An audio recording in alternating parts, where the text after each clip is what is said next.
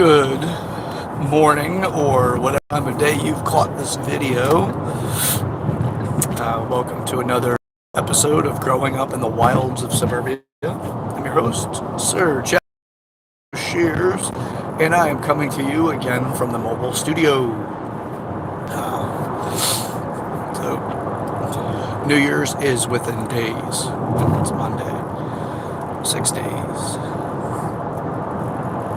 No, excuse me. I have a sneeze creeping up on me like a little assassin.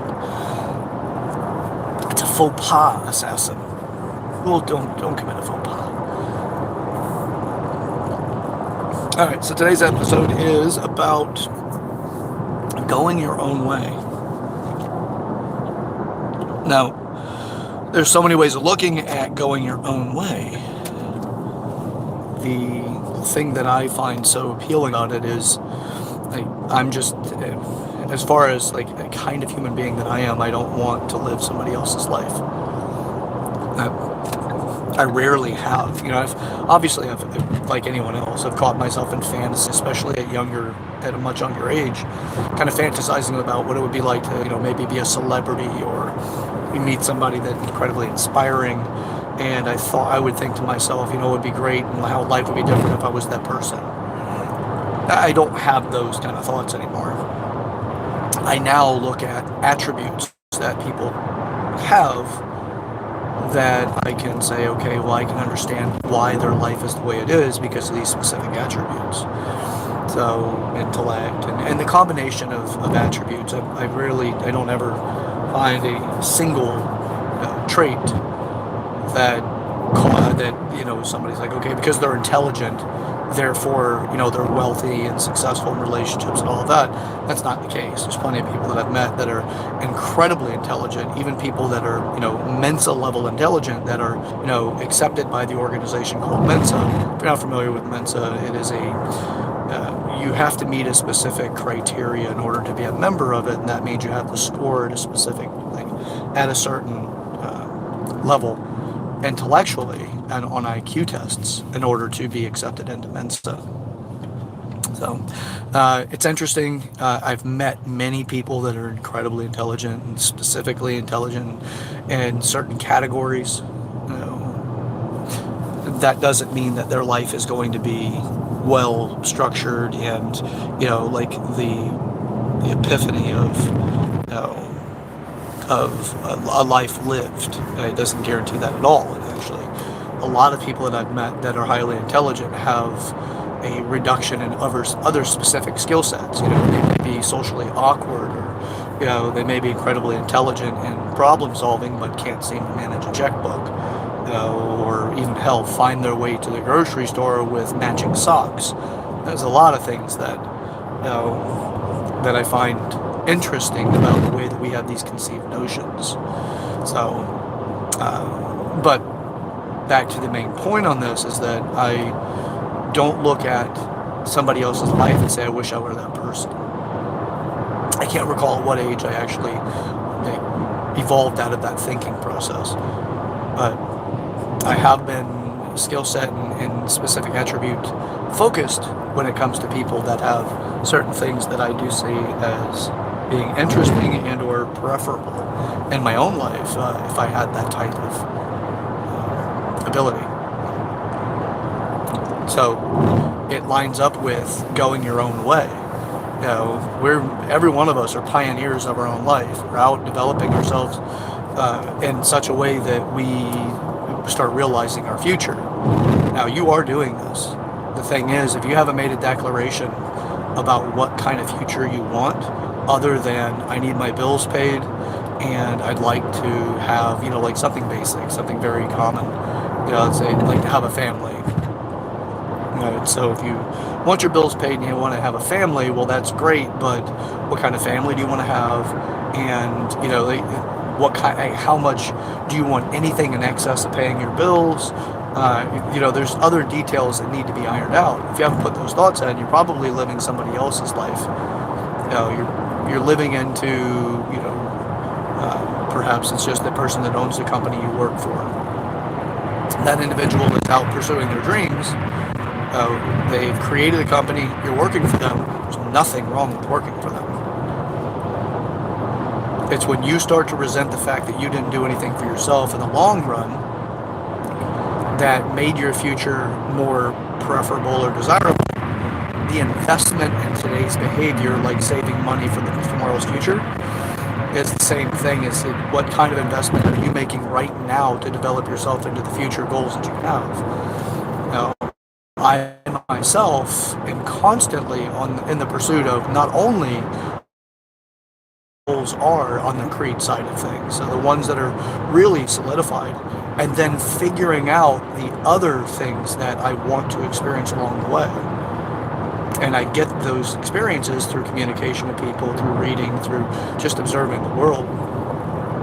So I'm constantly trying to figure out what my short-term, long-term goals are based off of the preferences and what other people share with me and how I feel about what they've shared. And then, of course, what actually organically occurs in my life while I'm in that type of pursuit. And then those kind of engagements. So being your own person. The world has enough people trying to be somebody else as it is. I went with a good friend of mine to this place. It's near where I grew up. It's caves, right? It's like these caves that are in the ground. And actually, there are caves in Florida. And that was where I was at. I've gone there so many times in my youth. Grew up going down to these caves. The first time that I went there, I can recall my second oldest brother at the time, now the oldest surviving brother, Michael, had taken us to check out the caves. And our age gap is significant. So I was, maybe 6 years old or less. It's not so much about the caves, it's just the setting that this took place in.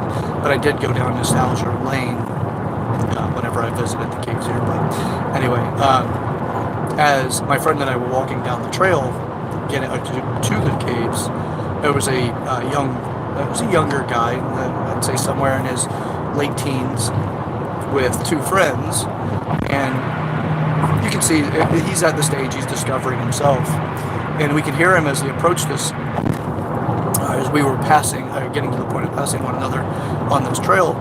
You just hear him talking about how he's going to be, like the greatest hip hop rapper, that that's ever been seen, and this is dedication, and this is what he's working on.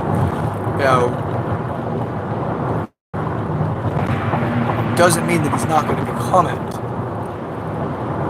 but the likelihood he will is very low because of how many people are working and trying to make that a reality.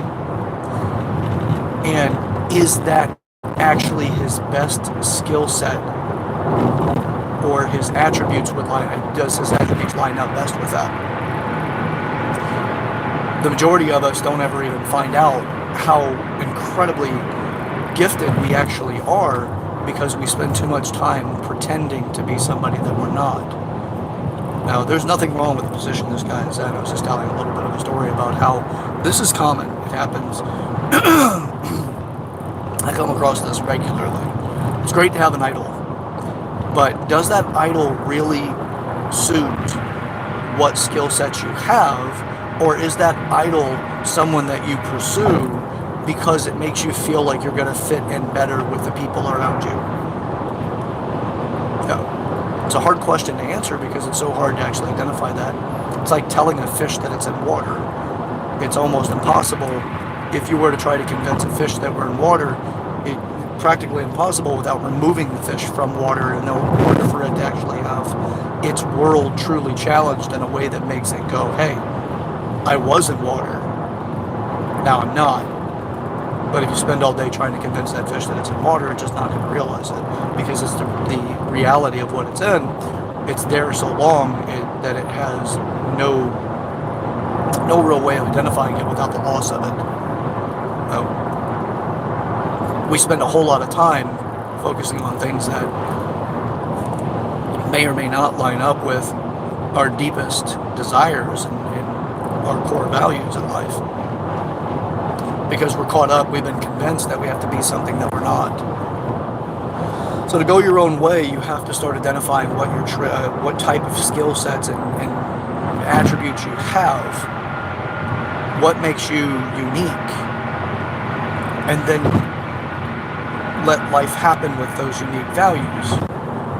You think about how many people in America right now, just America alone, that want to be, the next big rapper or the next big artist. Predominantly, it seems like the rap scene or the hip-hop scene seems to be one of the most consistent and strongest drives that we seem to have at the moment. There's a lot of things about it. Significant degrees of narcissism built into it. Just division, anger, hostility, and we're in a society that rewards those things. If you want to make the world more of a utopic place, more of a cohesive world, and you need to be yourself. Imagine that you are that person that does get at that lucky break, you get discovered, and it's 90% of who you actually are. So you have a great degree of satisfaction whenever you are realized as being that person that is now,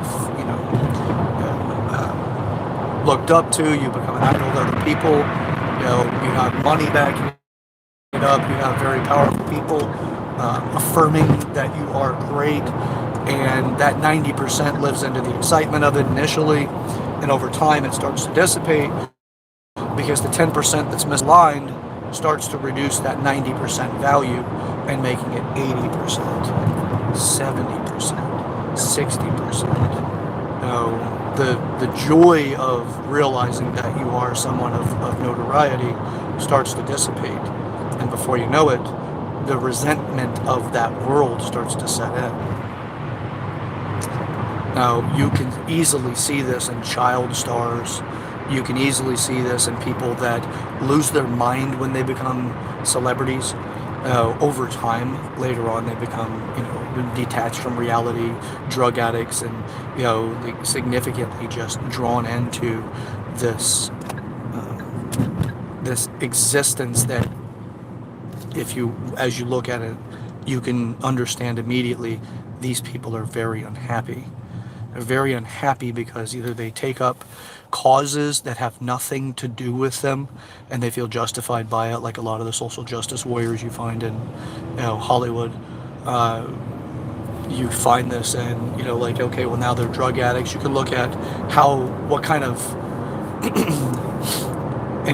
significant shift people like Miley Cyrus went through, where she was this wholesome, sweet girl in her youth as Hannah Montana, and then, as they grew into her adult version, which now is the exact dichotomy, the exact opposite, is the contrast value, not the exact dichotomy, she's the exact contrast value opposite of who she was known to be.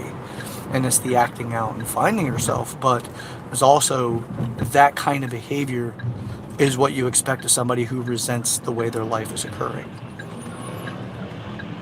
Now, you don't want to, and most people are not going to want to make that trade. There's a old saying that is somebody's made a deal with the devil. And what a deal with the devil looks like is where you are incredibly happy about what you have initially. You're so fired up that for what you are able to experience is just fantastic. It's wonderful. You've really figured things out about, You've really found yourself loving the thing that you were given, right? Or the thing that you just accomplished. And then later it has a twist, right? You become disenchanted with it and angry or upset and resentful. And, this is the plight of making a deal with the devil. This is also when you try to somebody that you're not, that is the deal with the devil. Now, you can change your traits to a degree, but who you are at your deepest core is the person that you can't lose. If you lose that person and you become somebody else, you're not going to be happy with the way life is. You're going to be superficial. You're going to, you just won't be a deeply enriched human being until you overcome that. You can see this. We have these concepts, these stereotypes about the way that celebrities are, where you find a celebrity and you're like, oh my God, you see them on television. They seem so incredibly, convincing that they're happy and that, they have, just causes in their life and they're fired up over the way life is in such a way that seems to be, enrolling to a degree. And then the cameras go off and they do or say something that is completely opposite of that. We've got a lot of people out now just trying to catch somebody, doing or saying something that is not, what has been painted as to who they are. TMZ does this often. These people, there's reasons why they get so caught up in drug use and, the party lifestyle is that it's all sedation. I'm going to sedate myself. To offset that risk, go your own path. If you're not sure about what path to take, you can always take on the things that I'm doing. And what I'm doing is, and it'll all be unique to you. It's not going to be exact carbon copy of what I'm doing. You can be up to what I'm doing by category concept, but not to the details. It wouldn't suggest that. Unless you really need a guidance or a mentor, that's fine to take it on, but it's not one that make it a carbon copy. You may want some micromanagement and dealing with something new. It's the benefit of micromanagement is dealing with things that are really new on a very high definition detail level. You need somebody to really guide you through to become more proficient. Macro is kind of like, here it is, this is what we need, this is the objective, and go get it done. Micro is, this is what we need, here's the objective, and now we need to, these are the details that would be helpful to get it done, and I'm going to guide you through that. So micro versus macro, it depends on what stage you're in and, the benefit. But what I'm up to now is 90 days at a time taking on new things. So first 90 days of 2022 is hiring a professional vocal coach, somebody to help me learn how to sing, just learn how to sing. I mean, it's not that I don't know how to sing, it's just I've never been professionally taught how to sing. So the first 90 days we'll be taking on singing lessons, followed by the second set of 90 days. Now, if I enjoy the singing lessons after the first or during or after the first 90 days, I'll just continue it. It's simple. The following or the second set of 90 days, so the second quarter of 2022, is to take professional dance lessons. Throughout every 90 days, I will be taking different lessons or taking on something to develop myself in areas that I've wanted to develop in, but for differing reasons I haven't. Take that on if you want to go your own way, but you're not really sure about how to break free from where you currently are. Try that out. Every 90 days, pick something. If you really enjoy it, continue doing it. But add something else in that follows up for the next 90 days.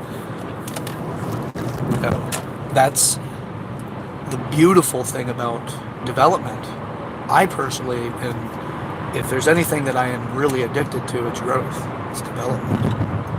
I want to be the best version of myself every single day, and I put effort into that every day. So take that on. Go your own way. Listen, I need you to do it. The world needs you to do it. The graveyard is full of pretenders. The graveyard is also full of great intentions and great ideas that never got realized.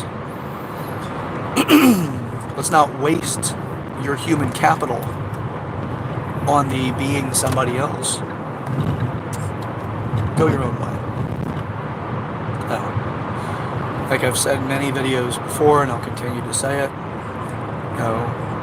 this is not easy. At times it's incredibly challenging. There's people in your life actually that don't want to see you be successful, and it's not about some sort of malice that they hold some sort of vindictive desire to see you fail. They just don't want to be reminded that they're not succeeding at their own goals, and that they're dependent on you to bring a specific structure to their life, that if you move on to your goals, you may not bring that into their life, and they won't have that anymore, which can be frightening and makes people put up a fight to keep you in place.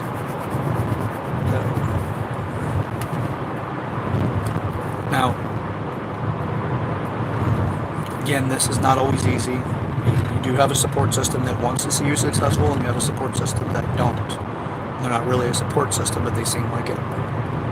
But it is challenging at times, but don't get deterred by that. It's, any great endeavor has a burden to bear. When you take on that burden, you will find that it does change your life. It's not one thing at a time, but that's how you get it going. It's one thing at a time before you know it adds up. Let's stick with me. Let's do this together. Let's get up to something. I'm up to something. Join me on that. Get up to something yourself. Like I said, I need you to do it just as much as you need to, because I can realize more of my own life and realize the life of others simply because you get up to something. So that, again, I'm your host, Sir Chad Everett Shears. This is Growing Up in the Wilds of Suburbia. Don't forget to share this video with people in your life that this topic can break the ice for the conversation for you. If you find value in it, by all means, please like the video. And again, share it with people. Subscribe to the channel if you're not, so you can be updated when these videos go live. Join me in this process. Let's get up to something, okay? Until next time. See you soon.